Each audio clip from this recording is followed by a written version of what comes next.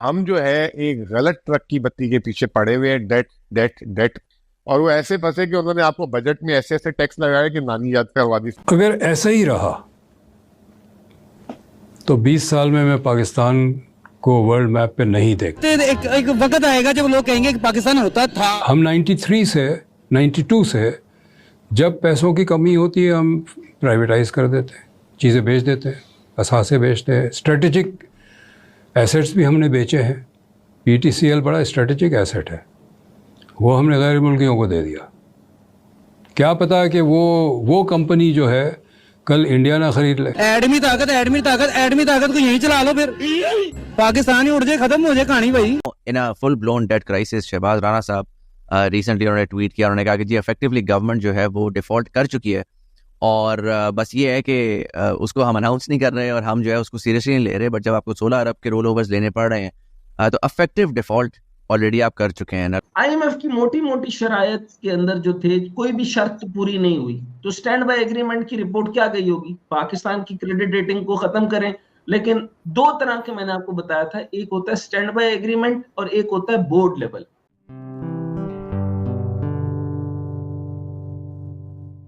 नमस्ते दोस्तों, जय हिंद। निक न्यूज़ बर्नर की रिएक्शन वीडियो में आप सभी का स्वागत है। दोस्तों, आप सभी को पता है कि पाकिस्तान की हालत बद से बदतर हो चुकी है।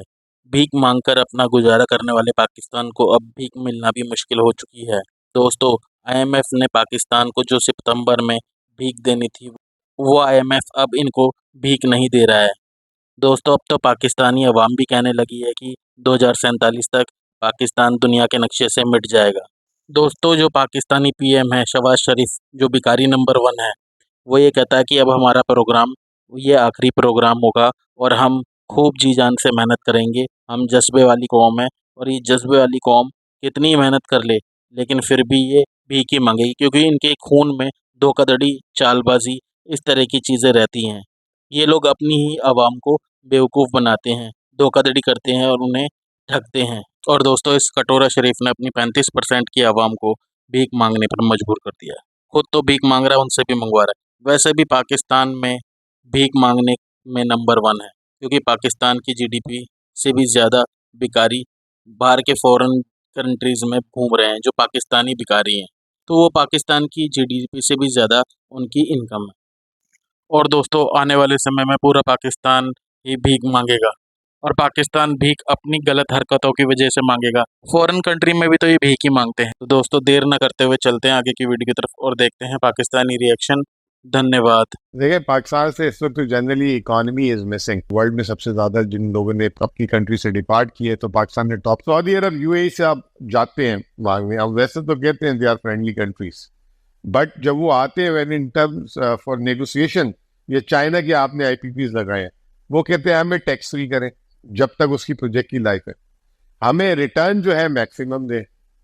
मतलब आप जो है अगर इस वक्त केपी गवर्नमेंट और दूसरे सूबे जो है वर्ल्ड बैंक एडीबी से बोरो करे 2% पे, 1.5% पे, 2% पे, मैक्सिमम 5% पे, जब वो प्रोजेक्ट लगाने आते हैं वो आईआरआर मांगते हैं आपसे 25 से 35% के दरमियान।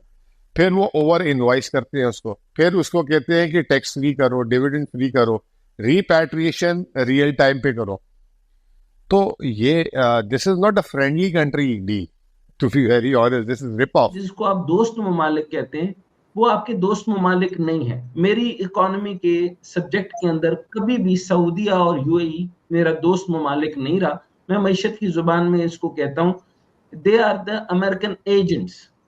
ठीक है, सो ये जो अमेरिकन एजेंट्स हैं, उनके इशारा मिलने के ऊपर वो पैसा आपको रिलीज कर देते हैं, जिस रोल ओवर भी वो उनके कहने पे करते हैं।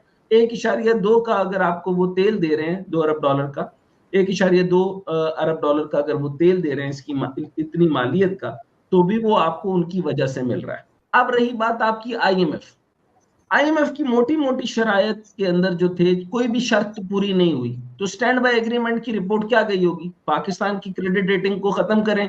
लेकिन दो तरह के मैंने आपको बताया था, एक होता है स्टैंड बाय एग्रीमेंट और एक होता है बोर्ड लेवल। जो बोर्ड है ना, वो अपेरेंटली सियासी नहीं होता। अच्छा, उसको आपके आईएमएफ को जो है और अमेरिका को ना आपके इमरान खान से को लेना देना है, ना यहाँ के किसी और ताल्लुकात से लेना देना है। उसको अपनी जुग्राफियाई जो हदूद है जिससे पाकिस्तान का वो फायदा हासिल कर सकता है, उसको सिर्फ उससे लेना देना है, आपके बिजनेस से भी लेना देना नहीं है। उनको पता है आप मैन्युफैक्चरर भी नहीं है, आप कुछ प्रोड्यूस भी नहीं कर रहे, आपके स्टैंडर्ड्स भी नहीं है, आपकी क्वालिटी भी नहीं है, आप टेक्सटाइल भी गिरा रहे हैं और आपको इंडस्ट्री का अपना होश नहीं है, और आपके इंडस्ट्रियलिस्ट जो हैं वो मुकम्मल तौर पे डिटोरिएट करते चले जा रहे हैं। उनको जो है वो अगर वो चाहें भी तो वो उनको ना बिजली उनके मुताबिक मिल रही है, ना गैस उनके मुताबिक मिल रही है, ना वो 9 सेंट के ऊपर बिजली मिलेगी तो टेक्सटाइल चलेगी, 16 पर नहीं चलेगी। आपको लगता है कि 7 अरब डॉलर से मेरा मामला हल हो जाएगा? नहीं। 7 अरब डॉलर का मतलब ये नहीं है कि मेरे मसाइल, मेरे जो है वो फाइनेंशियल मामला जो है वो बेहतर हो जाएंगे। 7 अरब डॉलर का मतलब ये कि मैं हर जगह से कर्ज लेने के लिए एलिजिबल हो जाऊं। इजराइल ख़रीद ले तो हमारी टेलीफोन कंपनी पे कंट्रोल इंडिया या इजराइल का हो जाएगा, लेकिन हमने बेच दिया। डॉलर चाहिए तो बेच दिया। डिफ़ॉल्ट की सिचुएशन से बहुत दफ़ा हम गुजर चुके हैं। देखें ना, 24वां IMF का प्रोग्राम है। कोई मुल्क दुनिया में इतना IMF के पास नहीं गया है। तो हम तो जब IMF के पास जाते हैं डिफ़ॉल्ट की सिचुएशन होती है। अगर IMF हमें पैसे ना दे तो हम शायद 23 दफ़ा डिफ़ॉल्ट कर चुके होते। तो ये एक इंतहाई गैर ज़िम्मेदाराना इकोनॉमिक मैनेजमेंट है। हमारी दुनिया में हम जैसी कौम कोई नहीं हो सकती है जिस तरह हम मईशत चलाते हैं। एक IMF से एग्रीमेंट होता है, IMF से पहला इंस्टॉलमेंट मिल जाता है। इंस्टॉलमेंट को ट्रांच कहते हैं। जब पहला ट्रांच मिल जाता है ना, तो हमारी हुक्मरान, जो भी हुक्मरान हो, चाहे फ़ौजी हो, सिविलियन हो, इस पार्टी की हो, उस पार्टी की हो, सब एक जैसे हैं। वो कहते हैं जी पैसे आ गए, ऐश करो। इसीलिए हम 23 ये 24वां चल रहा है ना, 23 में से सिर्फ एक प्रोग्राम हम कंप्लीट कर पाए हैं, बाकी 22 प्रोग्राम हाफ वे कैंसिल हो गया। IMF ने कहा कि आइंदा इस प्रोग्राम के तहत आइंदा इंस्टॉलमेंट नहीं मिलेगा, आप दोबारा निगोशिएट करें। यानी हम एक इंतहाई गैर ज़िम्मेदाराना तरीके से मईशत को चला रहे और आज भी वैसे ही चला रहे।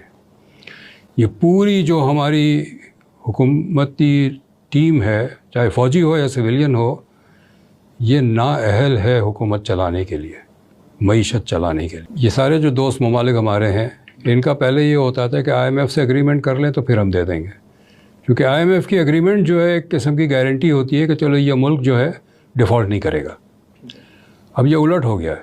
IMF कह रही है कि पहले दोस्त ममालिक से पैसे लाएं फिर हम देंगे आपको, यानी IMF को भी ख़तरा है कि हम डिफ़ॉल्ट कर जाएं। So we're now in a full blown debt crisis. Shahbaz Rana साहब रिसेंटली उन्होंने ट्वीट किया, उन्होंने कहा कि जी इफेक्टिवली गवर्नमेंट जो है वो डिफ़ॉल्ट कर चुकी है और बस ये है कि उसको हम अनाउंस नहीं कर रहे और हम जो है उसको सीरियसली नहीं ले रहे। बट जब आपको 16 अरब के रोल ओवर्स लेने पड़ रहे हैं तो अफेक्टिव डिफ़ॉल्ट ऑलरेडी आप कर चुके हैं। Lot of people are now beginning to say कि आपको रीस्ट्रक्चरिंग की तरफ जाने की ज़रूरत है, आपको मैसिव किस्म के रिफॉर्म्स की ज़रूरत है, वरना अदरवाइज़ आप क्रैश करने के अलावा, मतलब ग्रोथ तो बात की बात है।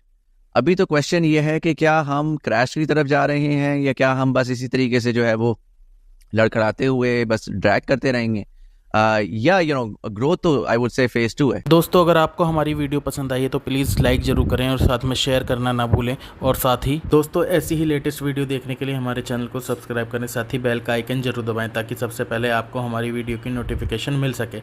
धन्यवाद।